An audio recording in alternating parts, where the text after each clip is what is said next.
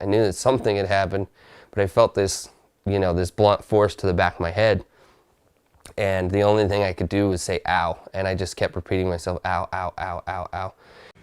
New tonight, a Milwaukee man says he is grateful to be alive after a traumatic injury and 37 pieces of glass lodged into his skull. Troopers say a suspected drunk driver rammed into his truck earlier this week. Alma McCarty has the story. On Monday, Troy Harmon was commuting home from Woodburn on this highway. And while he was trying to turn into the gas station there behind me in Hubbard, another driver slammed into the back of his truck. I heard this loud, whining noise, really loud, almost like tires on the pavement. And then all of a sudden just impact.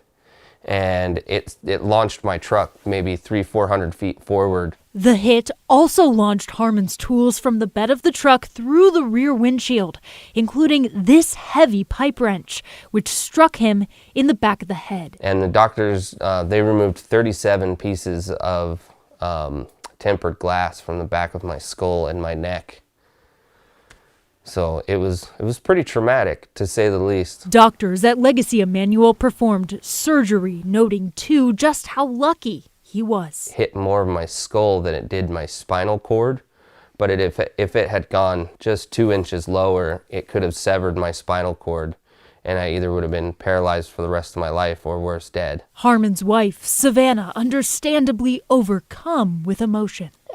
It was just very traumatic, and, trying to hold it together and be strong for him and for, our daughter, and I'm grateful for the people who helped keep him alive. Oregon State Police arrested the at-fault driver on charges of DUII and reckless driving for the late afternoon crash. I watched them put the handcuffs on him, and I was standing right there, and that's a very fine line of where I want to be angry, but I don't have time to be angry because I'm just really grateful that, my husband's okay. Now on the road to recovery, the couple has this message to other drivers with the holidays coming up. If you've been drinking, don't drive.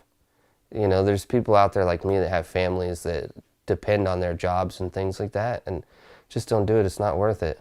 Because he'll be out of work for at least a couple of weeks, his family has started a GoFundMe page to cover expenses like bills and rent. We'll have a link to that on kgw.com. Reporting in Marion County, Alma McCarty, KGW News.